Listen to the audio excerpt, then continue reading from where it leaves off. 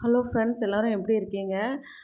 இந்த வீடியோ எதுக்கு அப்படின்னு பார்த்தீங்கன்னா, நெறைய பேர் இன்னுமே என்கிட்ட வந்து கேட்டுக்கிட்டே இருக்கீங்க. "தெவலச்செடி விதைகள் இருக்கா? தெவலச்செடி இருக்கா?" அப்படின்னு சொல்லிட்டு. உங்களுக்காக தான் இந்த வீடியோ. நான் நெறைய ரிப்ளையும் பண்ணிட்டேன். இப்போதைக்கு என்கிட்ட வந்து தெவலச்செடிகளோ, விதைகளோ இல்லைங்க. அப்படின்னு சொன்னாலும், நம்ம சேனல புதுசா பார்க்குறவங்க வந்து மறுபடியும் மறுபடியும் நம்மகிட்ட வந்து கேட்டுக்கிட்டே இருக்காங்க. அது போக நம்ம ஓல்டு சப்ஸ்கிரைபரும் "இப்போ எப்போ இருக்கா? எப்போ கிடைக்கும்?" அப்படின்னும் கேட்குறீங்க. ஸோ உங்களுக்காக தான் இந்த வீடியோ. ஆக்சுவலி இந்த தெவலச்செடி வளர்த்துறத வந்து ஒரு 6 மந்த்தாக நான் வந்து ஸ்டாப் பண்ணி வச்சுருக்கேன்.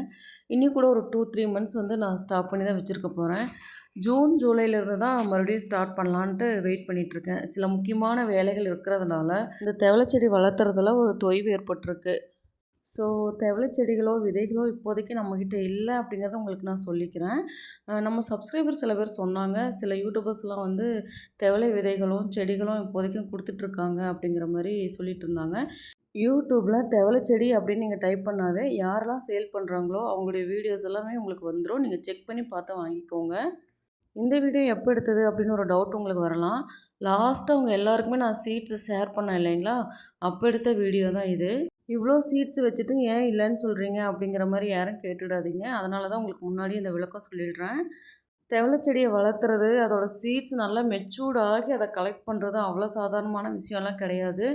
நிறைய பேர் சொல்லலாம் ரொம்ப ஈஸி தான், ஈஸியாக வளருது அப்படின்னு சொல்லிட்டு.